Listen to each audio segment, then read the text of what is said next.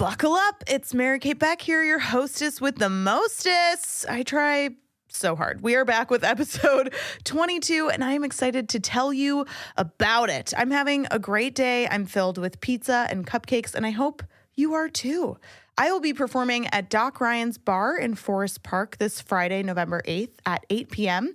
It's a fundraiser show for the Forest Park Art Alliance, so make sure to buy tickets. It's a great cause. I will also have a link to buy tickets on my website, mkbcomedy.com, where you can find all my upcoming shows.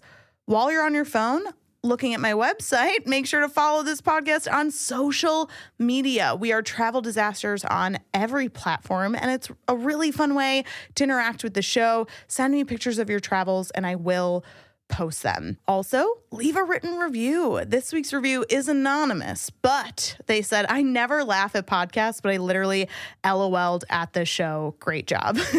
Thank you so much. I hope that you were like in a really embarrassing place when you laughed out loud, like at work or at the doctor, at a funeral, like too far? Cool. But for real, if you are listening to this on Apple Podcasts, just subscribe, hit 5 stars, and leave a review. It takes 2 minutes, and it really matters. It helps people find this podcast, so thank you so much. And if you're liking this podcast, like even slightly, like you will love all the other podcasts in the Jazz Fuzz Network.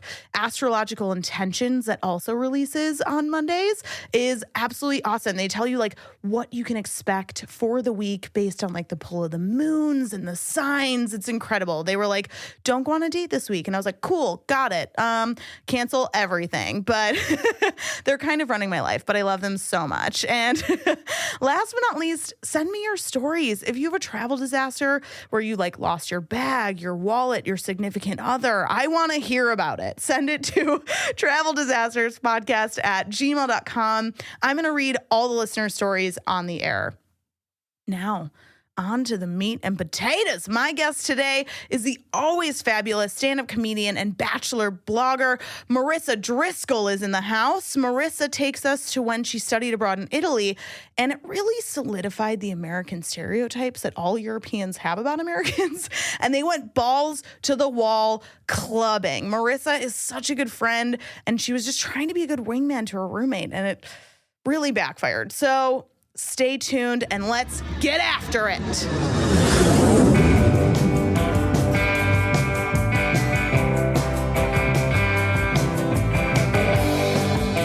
It's you and me, baby. We're going on the trip from hell, where every flight is missed. They lose your luggage, and you're in the middle seat between a sumo wrestler and a screaming baby.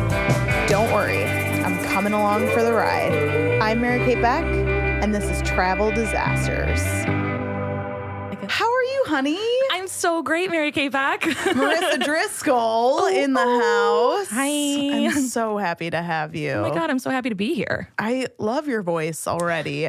Do you think people are going to be able to tell us apart on this podcast? Probably not. So let's refrain from most like, oh my God. We'll just take breaks throughout the podcast and just say our names. Yes. Like Mary Kate speaking. This is Marissa. So people can tell. Even our laughs are similar. What? This is crazy. This is bad news. You got to stop stealing my identity. I mean, who are you, Winona Ryder? Get out of here.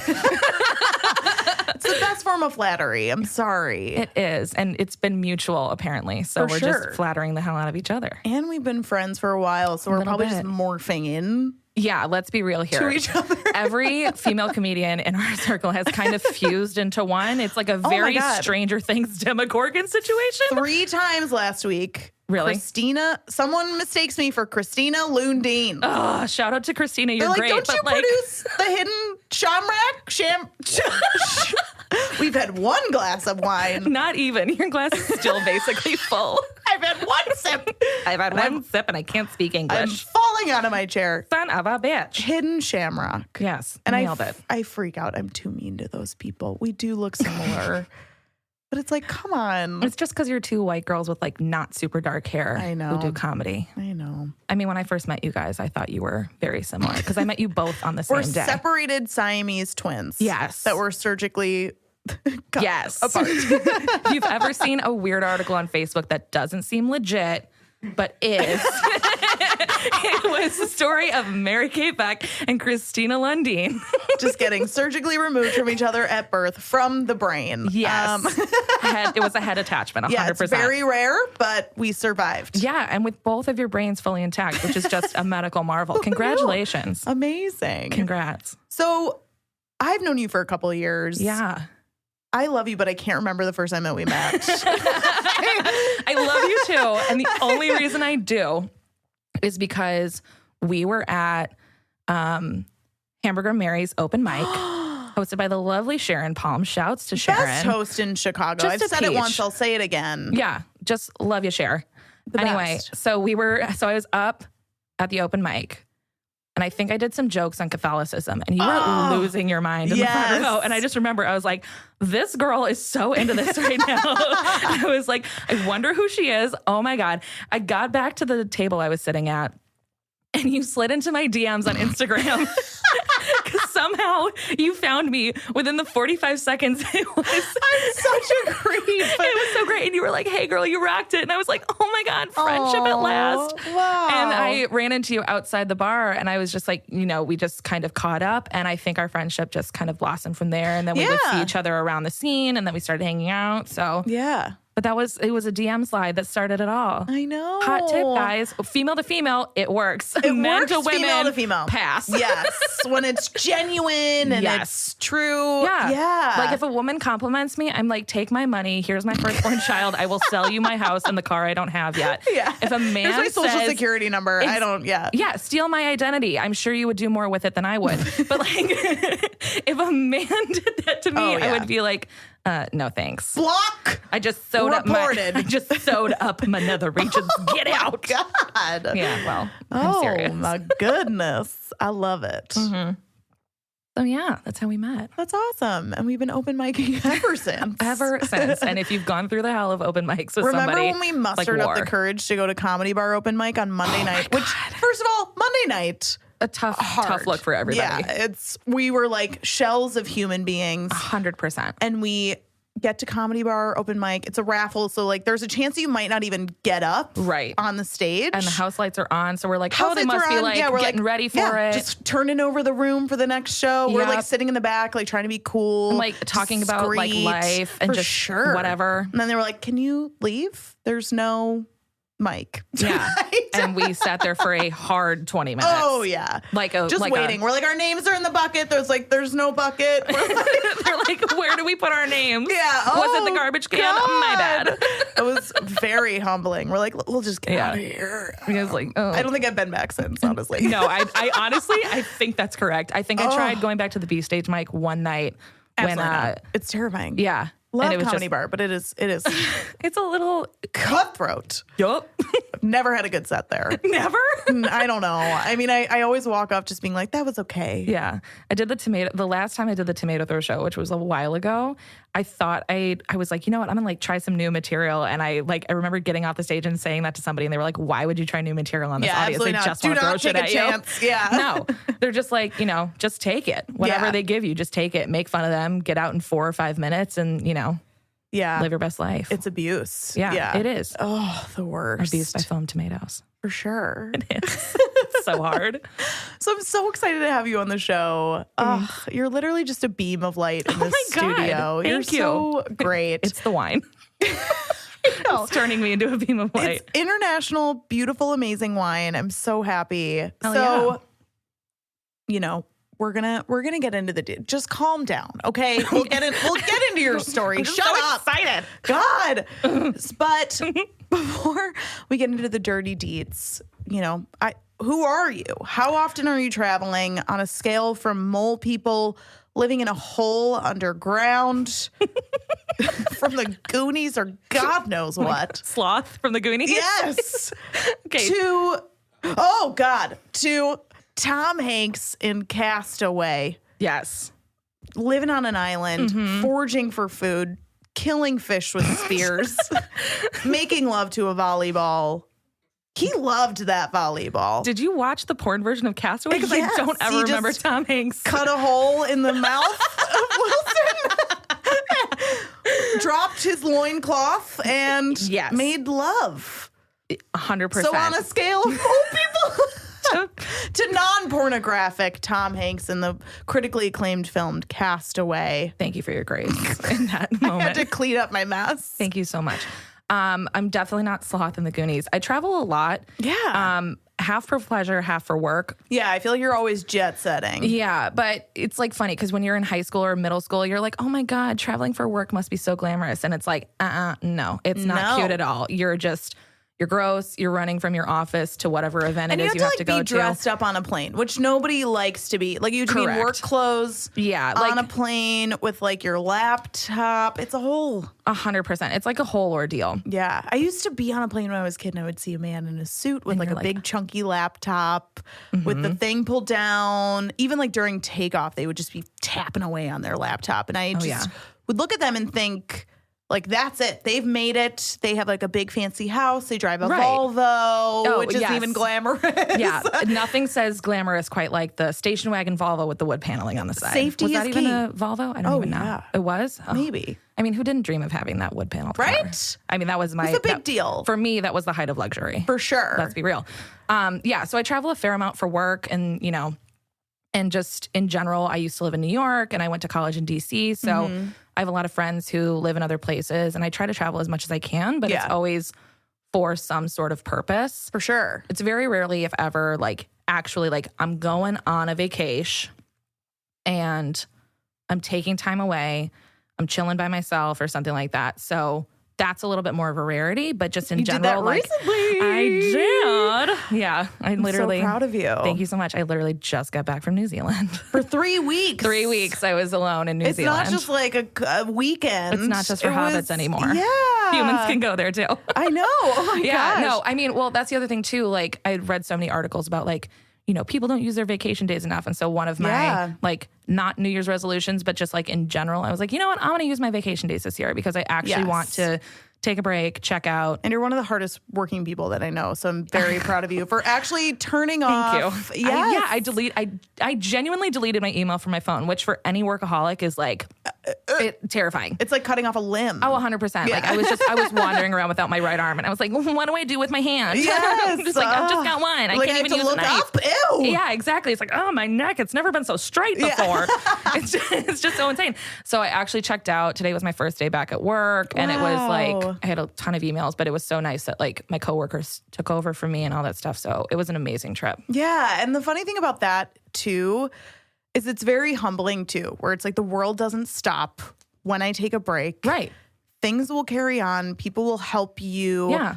And if you have a supportive work environment, and it sounds like you do, like it all just kind of falls into place. And it's like in 100%. The scheme of things, taking 3 weeks off once every couple of fucking years. Yeah. The earth isn't going to shatter. No, and it's not. Yeah, and you're going to remember that trip for so long. I'm so proud of you. Yeah. So it was the shit. Like, how many times do you travel a year? Like, what does your schedule look like in terms of traveling? I mean, just to quantify it ish. I mean, if I had to ballpark it, probably like around 10 times a year.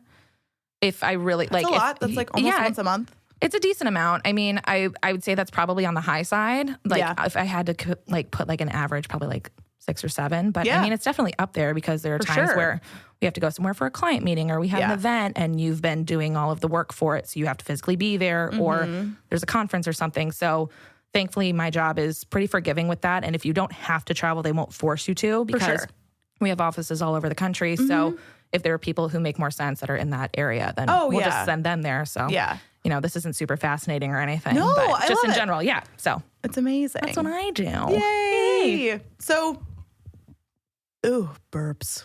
Wine burps. I'm mixing alcohol tonight. I had cider before this. Now I'm having wine. It's just fully carbonated. All the time. You're going to float away like Aunt Marge. I know. And I haven't eaten and I'm so skinny. Oh my God. I know. Oh, I'm as Joey as the pizza I just consumed from Whole Foods. Amazing. It was okay. It was under a heat lamp. It was under a heat lamp. It's not. I have no food in my fridge, so I was like, Whole Foods pizza, it is. There it goes. I mean, sometimes it's just what you need. So you have a couple of stories. I do. Tonight. Both of them involve shitty men. Oh, okay. Oh, yes. I'm in. So the first story is pretty short and it directly involves me. The other one is something that I was roped into. And I was just like, you know what? This will just be a thing in my life. Fine. Okay. So the first one, I went to high school in Evanston. So I grew up in Evanston, Illinois, which is just north of Chicago for any of our non-Chicago residents. I am a suburbanite. Thank you very much. I love it. I mean, it's the best. And I went to college in Washington, D.C. So after college in D.C., I moved to New York. And, going home from Thanksgiving and stuff, you see a lot of people from high school that you went to the airport, at the airport. Yeah, wow, so that's gotta be. You're just running into people. And for whatever reason on this particular flight home, I decided to look like a human and not a mole person. So I had, oh my God, I looked like mascara. Yes. I put on mascara. So much mascara. Foundation. I put on, it was like hot girl summer. This was Thottum. Like Ooh, I was in like, I didn't even know that word existed. That's why I hang out with you. You keep me young. Oh my God. Thank you so much. It's like, who are you, Meredith Blake? Get out of here. Anyway, so I'm in the airport. I'm through security. I'm in like my cute sweater, my booties, and my jeans. My hair was done for God knows what reason. I am aroused. Thank you so much. I can see your boner through the table. Oh my God. So I walk up to the gate and I see the back of somebody's head that I recognize. And I'm like, what's going on? You must know them pretty well if you know them by the back of their head. Well, it was my high school ex-boyfriend. Oh. Yeah. Like, I know that neck. And we had not spoken in 5 years. Ooh. We had not spoken in a long time. So I'm sitting there and I'm like, what in the actual fuck am I going to do? And like, my heart just falls out of my butt. And I'm like a code brown all over my jeans. I'm like, I'm shitting my pants. Because he was like somebody that I was still kind of like, not like in love with, but I definitely always, like, think about special them. place in my heart. And he didn't see me getting on the plane. And I was like, okay, thank God. Maybe I dodged it. He got on before me. Mm-hmm. So I'm walking on the plane and I'm like scanning for him just to see where he is. For sure. And I'm towards the back and I'm like, okay, I haven't seen him yet. He's the row in front of me on this big ass American Airlines flight. And I'm sweating. I'm like, yeah, dear sweet Jesus. Do you say something? He was looking down when I got into my aisle. So I was like, okay, I'm just going to duck in, pop the old buds in. And you're behind him. So we're it's behind him. If you tapped him, like you can't. Exactly. It's harder to. So I'm thinking it's fine. And then he has to get up to let somebody else in his row. And he makes down the barrel eye contact with me. And I didn't even say anything. He goes, Marissa? And I was like, hey. Like, At least he didn't ignore you. He didn't ignore me, which was fine. And at that age when you're like. We were like 22, 23. Fresh 20s. Yeah. It's like hard to. Fresh 20s. Be an adult. Exactly. So cut to the end of the flight, like we had chatted a little bit. We get to baggage claim and he was like, hey, like, let's, get drinks sometime, blah, blah, blah. And I was like, okay, fine. Like, we're home for 3 days. I know. Let's get drinks tonight, you mean? No, this is when we were going back to New York because he lived in New York at the time. Okay. Yeah, I thought we were going home to Thanksgiving. Got it. Sorry. Should have described. That's all right. We're going west to east, not east to west. Gotcha. So he never contacts me. Fuck him. I know. And I'm thinking it's one of my biggest pet peeves. Like, don't say that if you don't want to follow through on it. Just say, good to see ya. That's a fine sentence. Yes. Heard it at plenty of the end of my dates. You know what I mean? I've also said it a ton. And you're a very accountable person where you wouldn't say something unless you meant it. Yeah, 100%.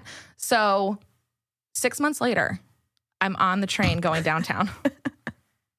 Doors open at Union Station. And he's standing right there on the other side of the door.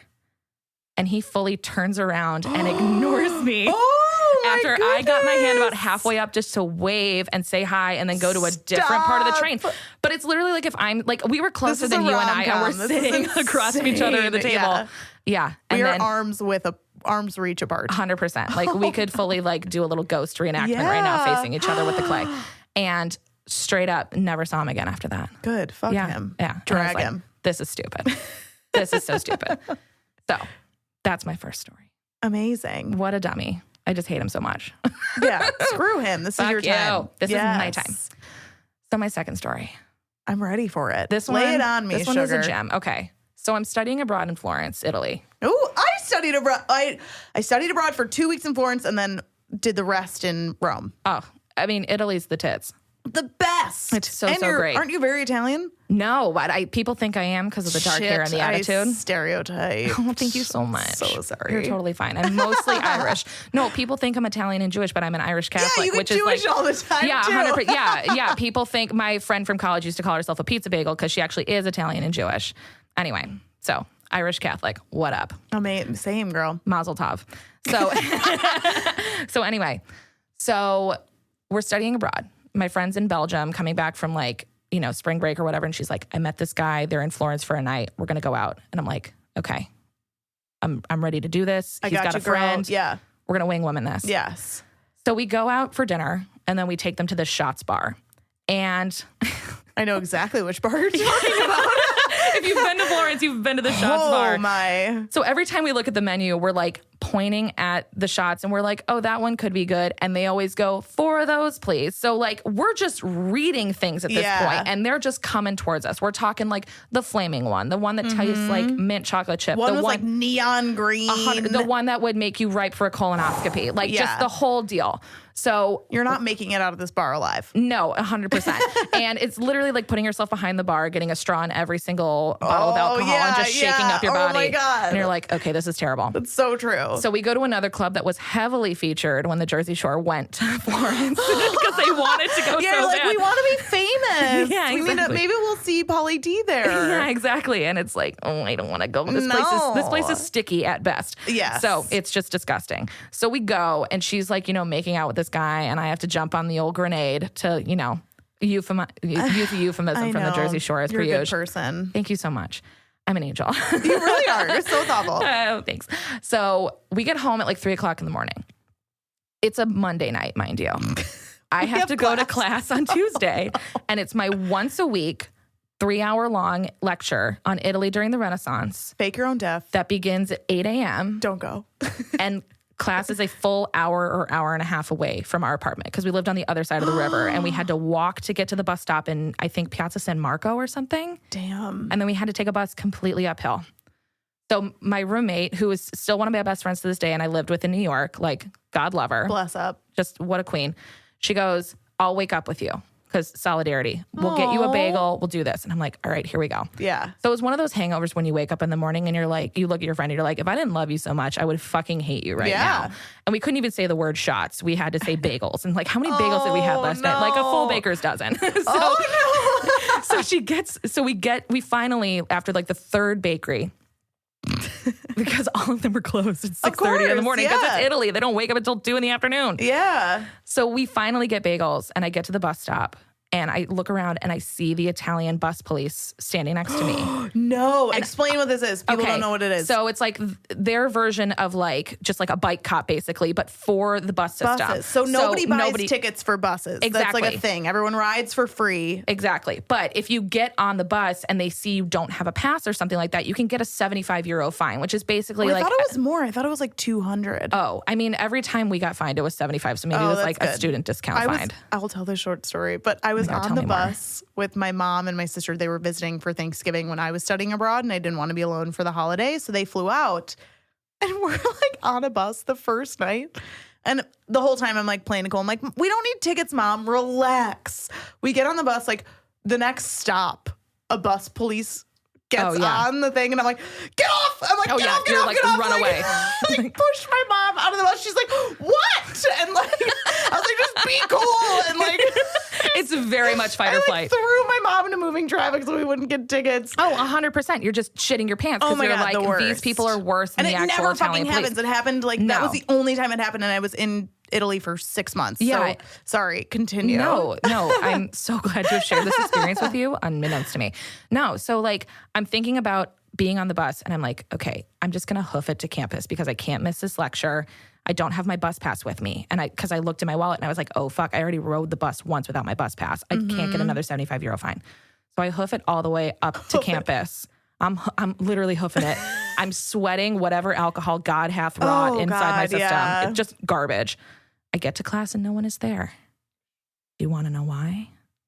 Because we had a field trip in the city center 10 minutes away from my apartment. And I'm sitting there, I'm full blown just crying. I would weep. I would burst into tears. I'm sending an email to my professor and I'm like, I'm sorry. And I don't know what to do. I came up here. I thought whatever. And I sent a Facebook message to my roommate and she goes, okay, here's what I'll do. I'm going to download a couple episodes of One Tree Hill. I'm going to go to the grocery store, buy some cheese and some Nutella, and we're just going to watch Chad Michael Murray and cry when you get home from class because you just have to stay up there until your other class later on this afternoon and then come home. Oh, no. So I fully missed it. And it's just like... You got up at 6 a.m. to like wait there for 4 hours. To wait there for 4 hours until I had another class later on. But you know what? My girl got what she needed to get. And that's what women do for their friends. Yes. Oh and my gosh. Has since repaid me. Good. And she's just, anyway. So all's well that ends well. But that was, that's quite possibly the worst hangover I've ever had. Oh. And also just like the biggest, that's my travel disaster for sure. Because it's like, I just... you're sweating every kind of alcohol. Your mouth is so dry. Hoofing it uphill in an Italian city you don't know. I barely speak English. Like, I can't speak Italian too. Yeah. Oh my God. I'm fucked. That's why I went to New Zealand. Like, they also speak English there. Thank God. A little butchered. But us lazy ass Americans are like, English, please. Por favor, English. You're like, Espanol? No. Oh my God. That's it. That's amazing. Oh my gosh. So, Well, I know you just got back from New Zealand, but any exciting trips that you're looking forward to? Are you going to take it easy for a while? What's coming up next for you? I'm for sure taking it easy for a while. Jet lag is a biatch. Yes. So I'm going to get readjusted. But I try to do like one big trip, every year to 18 months or so. And I think a lot of my study abroad friends want to go to Sicily next year. Oh, that sounds beautiful. Yeah, so that might be fun. And then... wherever life takes me, who knows? I'll probably have to go back to New York again for work sometime soon, which is, standard. But your Instagram is very entertaining when you are traveling. Oh my God. All the time. But when you're traveling, it's so funny. I'm a great follow. Yes. I am a great follow. Plug it, baby. What's your socials? I'm Marissa Says What on Instagram and Twitter. Hell yes. Oh my God. You need to teach me how to Twitter. I'm very bad. I'll teach you how to Twitter. I'll It's teach you how to reading and That's what trending topics are for. There's also a character limit. So like if you've read a book, you can read a Twitter. Like every day? God. I mean, not every day. I deleted it while I was in New Zealand and it was like kind of nice. But then getting back, I was like, what drama have I missed? Oh my gosh. What dumb shit's going on the internet. You're always on top of everything. Oh my God. I'm just, it keeps me young. So where can people find you? What are you up to? I write a blog also on Medium about the Bachelor franchise. It's incredible. I don't watch The Bachelor, but I've read your blog. And oh my God. I die. It's so funny. I mean, listen, it's a fantastic study in human behavior. Yes. And it's a trashter piece. There's great. no other way to talk about it. You feel like you've lost 40,000 brain cells just watching it, but every single year, it's just like you need that hit of stuff. Yes, and you're famous for it. People on Tuesday will be like, Marissa, where's the why blog? no blog Monday night? Like, yeah, I know, right? It's amazing. And you're just live tweeting during all The Bachelor. Oh my God. It's great. People ask me to join their like live, viewings or whatever, and I'm like, I'm the worst guest ever because I have to work. You are working during The Bachelor. It's absolutely incredible. Working. Literally working. Literally. Yeah, so that link is in my it's in my Twitter and my Instagram. So just like go follow me on social media. Yeah, and then you'll figure it out. Everything's unlocked and like I don't really give a fuck. Yeah, same. I don't put anything weird on there. People that are private, I'm like, who do you think you are? Right, like why and what are you hiding? Yeah, you're literally nobody. Nobody cares. Yeah, exactly. Like no one gives a fuck. And also like if you own the bullshit that you do, no one can make fun of you for it. Exactly. So like that's why I'm just derping all over IG and Twitter. Yes, honey. Yes, honey. That's me. Well, thank you so much for being on the show. Thanks for this was having me, absolutely MKB. epic. Yeah. You're so great. I'm Mary Kate. I am Marissa. If you can't tell us apart. It's just so hard, you guys. Just two white girls from the suburbs of Chicago. Like we just all rolled off the same conveyor belt. Yes. Into our little yellow school buses on our way to our fancy public high schools. And now we work in the loop and we're just slaves to the man. Exactly. And just for a little bit of applause and appreciation, we become stand-up comedians. That's right. Yes. Well, thank you so much for being on the show. Thanks, MKB.